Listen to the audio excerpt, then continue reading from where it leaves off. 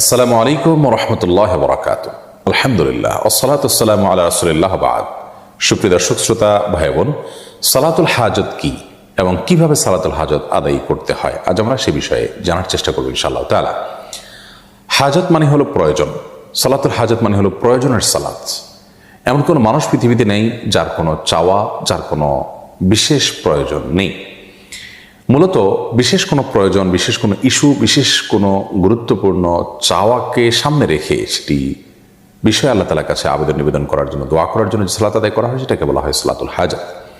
সালাতুল হাজত এই নামে, এই শব্দে আলাদা করে কোনো সালাতের কথা হাদিসে সেভাবে বর্ণিত না হলেও মৌলিকভাবে সালাতুল হাজত বা বিশেষ প্রয়োজনের প্রেক্ষিতে সালাত আদায় করা এই বিষয়টি প্রমাণিত। আপনার কোনো বিশেষ চাওয়া আছে, বিশেষ কোনো নিবেদন আছে, আবেদন আছে আল্লাহ তাআলার কাছে, বিশেষ কোনো প্রয়োজন আছে যেটি পূরণ হওয়া দরকার, এটি পূরণ হওয়ার জন্য আপনি বিশেষভাবে সালাত আদায় করবেন, এটি প্রমাণিত। কোরআনে কারিমে আল্লাহ তাআলা বলেছেন ওয়াস্তাঈনু বিস-সাবরি ওয়াস-সালাহ, তোমরা সবর এবং সালাতের মাধ্যমে আল্লাহ তাআলার কাছে সাহায্য প্রার্থনা করো। যে কোনো ইস্যুতে সাহায্য প্রার্থনা করার ব্যাপার থাকতে পারে, সেখানে আমরা সালাত আদায় করে সাহায্য প্রার্থনা করব। এটাই হলো প্রয়োজনের মুহূর্তের সালাত।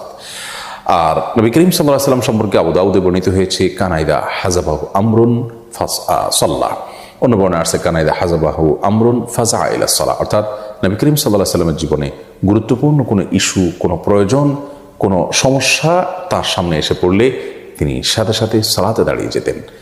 সালাতের মাধ্যমে আল্লাহ তাআলার কাছে আশ্রয় প্রার্থনা করতেন, প্রয়োজন পূরণের জন্য দোয়া করতেন। বিশ্ববিখ্যাত মুহাদ্দিস মোল্লা আলী কারি রাহিমাহুল্লাহ তিনি বলেছেন যে এই সালাত যে নবী সাল্লাল্লাহু আলাইহি ওয়াসাল্লাম প্রয়োজন হলে সালাতে দাঁড়িয়ে যেতেন, এটা কি সালাতুল হাজত বলা যেতে পারে, অর্থাৎ প্রয়োজনের মুহূর্তের সালাত এটাই, যেহেতু এটার বিশেষ কোনো কাইফিয়ত বা পদ্ধতি বা বিশেষ কোনো সময় ঠিক করা নেই, যে কোনো সময় এটি পড়া যেতে পারে। যদিও সালাতুল হাজতের একটি আলাদা ফরম্যাট বা ভিন্নতর একটা ফরম্যাটের কথা তিরমিজির একটি বর্ণনা বর্ণিত হয়েছে, সেই বর্ণনাটি মুহাদ্দিসদের মূল্যায়ন, অনেক মুহাদ্দিসদের মূল্যায়ন অনুযায়ী সেটি সহিহ বা বিশুদ্ধভাবে বর্ণিত নয়, বরং সেটি সনদ নিয়ে অনেকে আপত্তি তুলেছেন, সেটিকে দুর্বল বলে বলেছেন।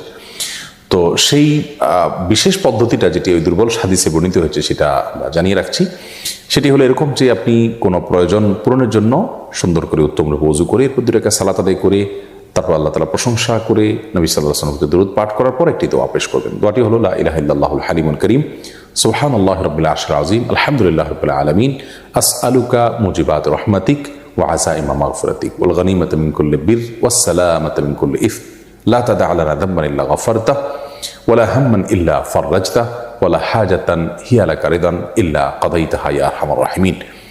এই দোয়াটি শব্দের কিছুটা হেরফের সহকারে ভিন্নতরভাবেও বর্ণিত হয়েছে, মূল জিনিস একই, যে কোনটা পড়লেই মূল উদ্দেশ্য হাসিল হতে পারে। দোয়াটির অর্থটা খুব চমৎকার।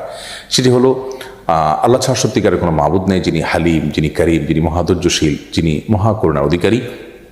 সুবহানাল্লাহি রাব্বিল আরশিল আযীম, ওই আল্লাহর পবিত্রতা বর্ণনা করছি, পবিত্রতা জ্ঞাপন করছি যিনি মহান আরশের রব এবং পালনকর্তা। প্রশংসা করছি ওই আল্লাহর যিনি সকল জগৎসমূহের পালনকর্তা। আসআলুকা মুজিবাত রাহমাতিক, হে আল্লাহ আপনার কাছে আমি চাই এমন জিনিস, এমন আমল, এমন দোয়া যা আপনার রহমতকে আবশ্যক করে দিবে আমার জন্য, এবং আপনার ক্ষমা লাভের যে উপকরণ আছে সেটি আপনার কাছে আমি চাই, এবং ওয়াল গনিমাতা মিন কুল্লি বির, সকল ভালো কাজ করার সৌভাগ্য আমি যেন পাই সেটি চাই, ওয়াস সালামাতা মিন কুল্লি ইথম, সকল পাপ থেকে নিরাপত্তা যেন আমি লাভ করতে পারি, নিরাপদ যেন থাকতে পারি সেটা আমি আপনার কাছে চাই।